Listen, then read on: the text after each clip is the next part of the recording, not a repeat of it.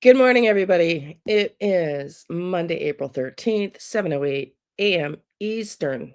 And this one's going to be interesting. I promised I would do more on the general. I haven't tapped into any remote viewing because I said on my video Saturday, I'm just solely working on that with Nancy Guthrie right now. But I found something interesting for you all.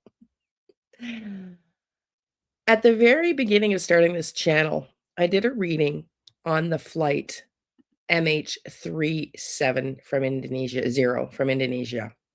MH370 from Indonesia that disappeared. And I went looking for that reading after discovering what you're going to discover here. Wild. I think there's a connection between that flight going down and missing General McCasland, Monica Reza, and now nine American scientists and 6 Chinese scientists. In that reading, I was going to pop it up for you here to show you, but apparently I deleted it because I didn't think it was any good. Wow, I didn't understand it. Because in that reading, something comes up about chemicals, batteries, like, and I wasn't getting the connection. But at the end of this video, you're going to understand. So yeah, watch this. It's just a compilation of videos. I was very much into a reclusive all weekend hermiting, remote viewing, praying literally all weekend. So I didn't talk throughout this. So this is all you're going to hear from me in this video until the end. Thank you for being here. Love and light. Let's play it.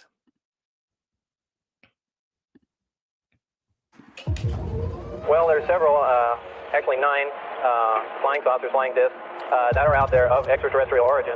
People, always say, well, how did you feel? How did you feel going? How did you feel when you first looked at the craft? And it's not excitement. It's an ominous feeling. It's just we're so used to something else. Mm-hmm. It's like, people say, oh, that must have been so cool. No, it was not cool at all. It's like I actually wanted to go back out.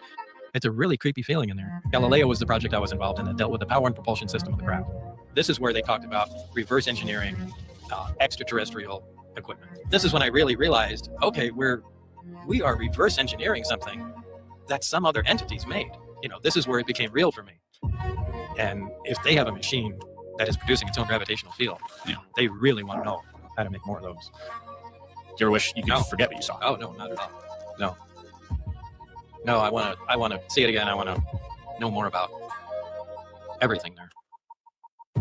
If you could ask somebody who worked at S4 right now, right? If you could talk to them right now, what's something you'd ask? What did you find out? Mm-hmm. Where did we go from there? I mean, tell me anything. Yeah. Tell me, how was the power generated? How did the components communicate to each other? What range did they work at? Just tell me anything. Fill in any blank at all. It's like having a crossword puzzle with nothing in it. Just please put a letter anywhere and I'd be happy. He rotates the emitter further than he did before, and a little black dot, a little ball forms there.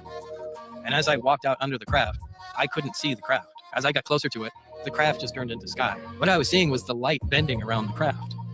Imagine if you could control that, right? What you could do. If you could have taken one small item from the hangar with you, what would it be? From the hangar? Or from the lab?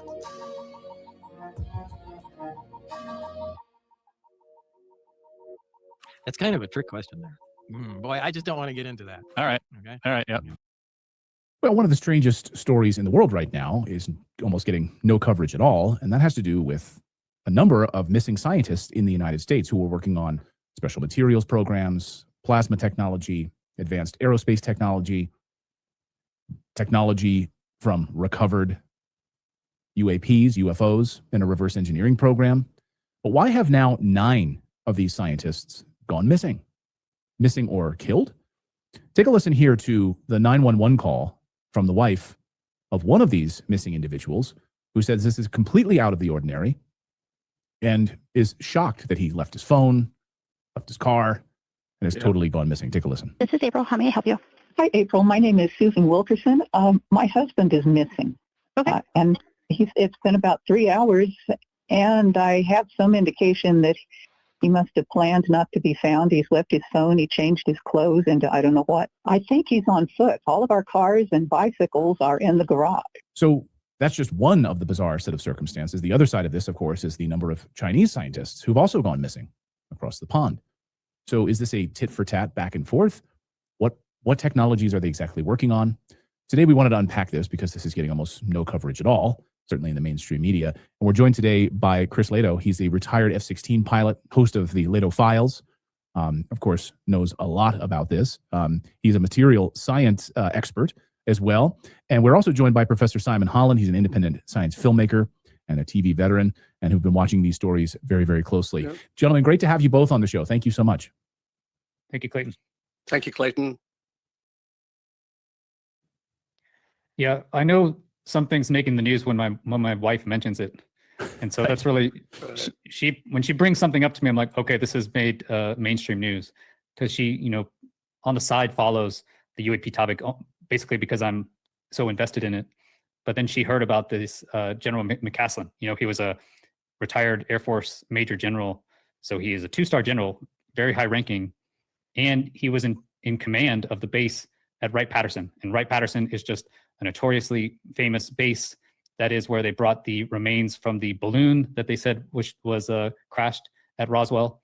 And it's been just a hotbed of conspiracy theories, if you will, that Wright-Patterson has basically all these recovered materials, at least from Roswell. And if you're going to bring recovered materials from Roswell to Wright-Patterson, then you're probably going to bring all of your recovered materials. If you're going to fly them across the country to Ohio, then you're probably going to have a major base there. Specifically, these materials, I used to live right there down the street in Miamisburg, and it was well known, yes, to your point about the Roswell materials that were brought there.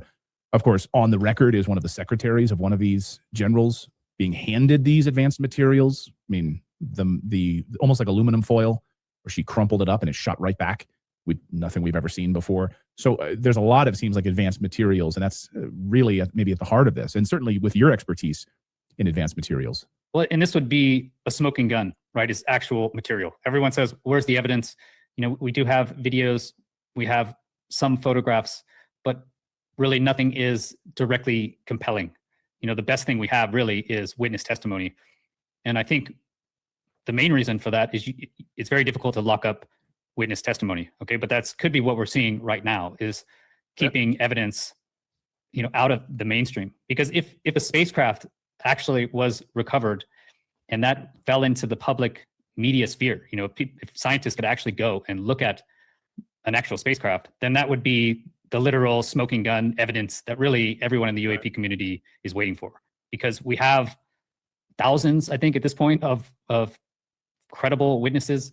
How many whistleblowers alone do we have? Rush says we have over 40, but we have many that have come out after Rush. They're continuing to come out. I've spoken to, I don't know how many. I've interviewed 170 people, and I would say at least 10% of those people, at least, were credible witnesses. Simon and I both interviewed, thanks to Simon, we interviewed one of the most experienced test pilots in the Air Force, and he has direct witness testimony, Dan Isbell, of a spacecraft, right? And he goes on the record, he said it, he's extremely credible. He's worked with spacecraft. He was director of the U.S. Energy Weapons Program, and he flew over 70 test aircraft, flew over 70 aircraft in his long career. And so once he retired now, he has effectively nothing to lose, at least no career issues. And so he came out and told his story to Professor Simon and I. And that is just amazingly compelling evidence to me. I believe this guy, and I believe many of the other people that I've interviewed and that have been on Simon's channel as well. But that is the only real compelling evidence that we have, because videos can be faked, photographs can be faked. It's very difficult to prove that this phenomenon exists. So I think with the disappearance of these people in high-level positions is one way to really remove compelling evidence if they are going to come out. And when McCasland disappeared, it was 6 days, I believe, after Trump issued his executive order to he gave all the agencies 300 days to give all of their information on UAPs. And then McCasland, who was just happened to be in charge of this program, and according to Ross Coulthart, according to his sources, was the a UFO or UAP gatekeeper. So one of the people who decided on this program, so he would be read in and he would decide where the information could be released if it could. According to Ross Coulthart, McCasland was in charge of this program, and he was at Wright-Patterson Base. Not just he was running it as the general. And then 6 days after Trump's order, he goes missing in kind of this bizarre, just leaves his house, right, without his electronic devices. He leaves with a gun. Yeah, his car. So I think, it's very interesting. So listen to this little. McCasland and Monica Reza was a bit of too much of a coincidence and strange, considering they're both to do with space tech engineering. This video is going to absolutely blow your mind, because the information I've just got now is, there's coincidence and then there's patterns. This is going to blow your mind, honestly. We know, because I've done a video on it, right, about William Neal McCasland, that's on 27th of February, 2026, went hiking, went missing, okay? And then we found out recently that Monica Reza, 8 months prior to this, also went hiking and just went missing, okay? But there's a lot in the middle of this. Get ready. William Neal McCasland, February 27th, left his house, left his phone, left his glasses, took a gun, and then never to be seen again, right? His wife did a bit of a weird, strange tweet, and almost like joking about it, like about him being abducted by aliens, which is odd. And in fact, yesterday's podcast with John Stewart, we talk about this. So that's strange, and he's still missing, okay? Now, what you probably don't know is a man by the name of Richard Alfred Ferrimond also died the day before William Neal McCasland. He was a British airspace engineer, former astronaut candidate, reported death, natural causes. Okay, right, natural causes. However, this is where it starts getting a little bit more scary, okay? On the same month of 2026, 16th of February, Carl Grillmeier, right, an astrophysicist, space observation and galactic research, shot at his property in California.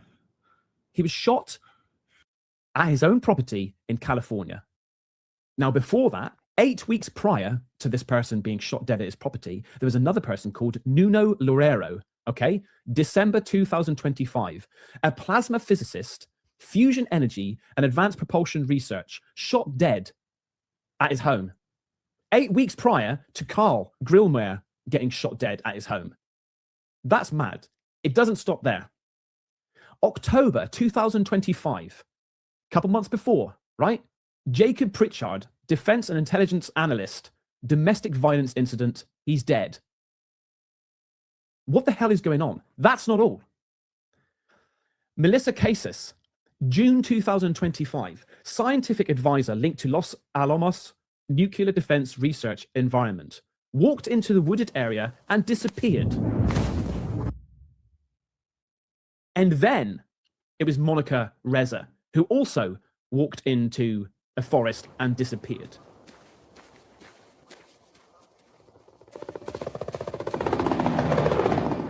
What is actually going on here? Why have 6 American scientists that were working on advanced materials technology, including plasma technology, suddenly gone missing? Now, we can disagree about where this technology initially came from. According to sources we've spoken to, it came from downed UAPs, downed UFOs. And the United States got their hands on this actually accidentally. And these scientists have been working on this technology for years. But why have they all suddenly gone missing? And why are Chinese scientists also going missing? So we sat down and had a discussion with Joe Kent, of course, who just left the Trump administration. We wanted to ask him this question, but we also sat down with Brendan Weichert from the NatSec podcast, who's been writing about this and actually has a brand new report that he's about to publish on this very question. So here are 2 interviews back to back. First, let's start with Brandon. I want to ask you. I want to ask you about the Chinese piece of all of this, and maybe even the Russian piece of all of this. So, I wanted to talk to you specifically about this because over the past couple of weeks, a number of American scientists have gone missing. Yeah. that have worked on really advanced plasma technology, I think reverse engineering of advanced weaponry that may have come from UFO craft down to aircraft, and the reverse engineering. And you posted something interesting, which I think, because people get like bogged down. Oh, it's aliens, and you said, well, no, it's not aliens that are disappearing these American scientists all of a sudden. Maybe you can walk us through what you believe is actually happening. Yeah, so I'm just gonna, and the reason I have to put these god awful readers is because I'm blind as a bat now. You mentioned the 6 American scientists, and this is where it gets really wild. This is the article that I'm getting ready to drop at NatSec Guy on Emerald.tv. I went in and I found that in mid-March 2026, 3 of China's top defense scientists, Zhao Jinggang, who's a nuclear weapons expert, Wu Manqing, who's a radar and metamaterials expert, Wei Yiyan, who is a missile systems expert, they were all quietly erased from the Chinese Academy of Engineering's website, which means they're no longer among the living. Then, just a few days after that, hypersonics expert Yan Hong, who's one of the key figures working on plasma aerodynamics, died suddenly at just 56 years old. So now what I did is I took that list of 5 Chinese scientists and I paired it with what those 6 scientists, American scientists, were working on, and they have massive overlap. So what these scientists for the Americans were doing for our military, these 4 or 5 Chinese scientists were doing for their military. So what that tells me is that, and this is the conclusion of, spoiler alert, this is the conclusion of my essay. What this tells me is that there's shadow boxing going on between the United States and China.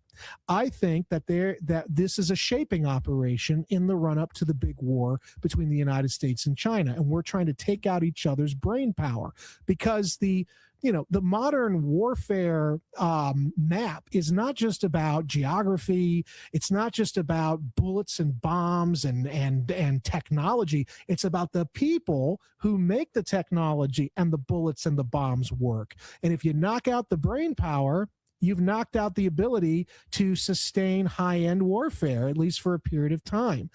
To get 50% off and free shipping. 888-404-6312. Simon, you hear that. Plus, we also now know that there's apparently, according to reports, no search party.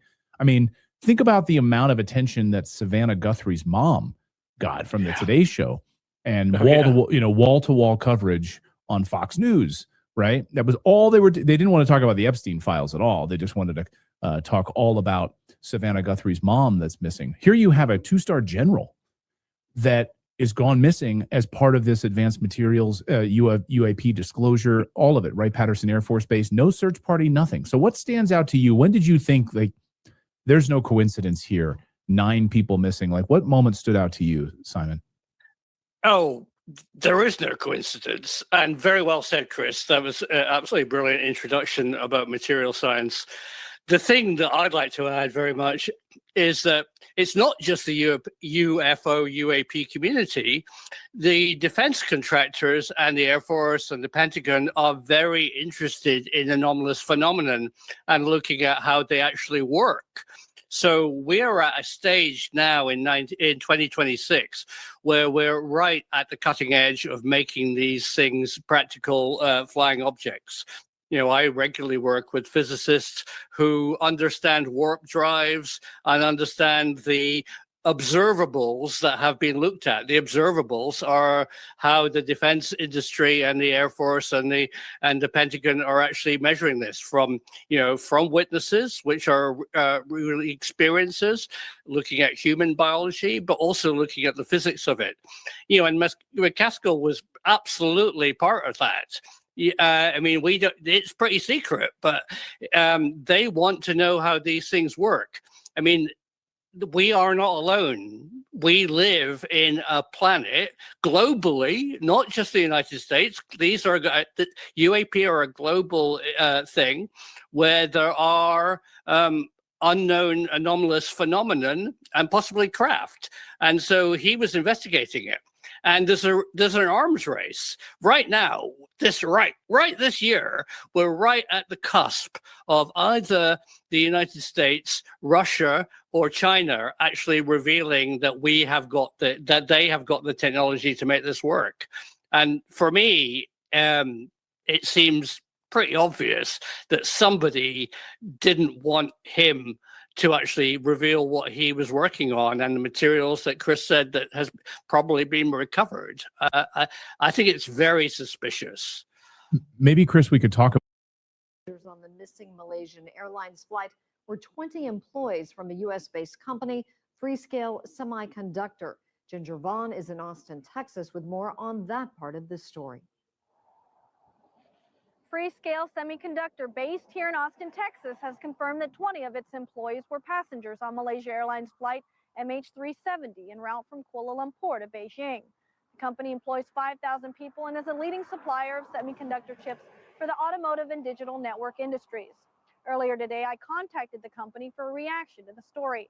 JC Zuniga, Freescale Semiconductor spokeswoman, sent an email response and said, "It's been a tough weekend. We're focused on our employees and their families right now." In addition, the company released a statement on their website which read, 12 are from Malaysia and 8 are from China. The entire Freescale Semiconductor community is deeply saddened by this news. The company is continuing to monitor the situation and will provide more information as it becomes available. The firm says it has assembled counselors and other professionals through Freescale's employee assistance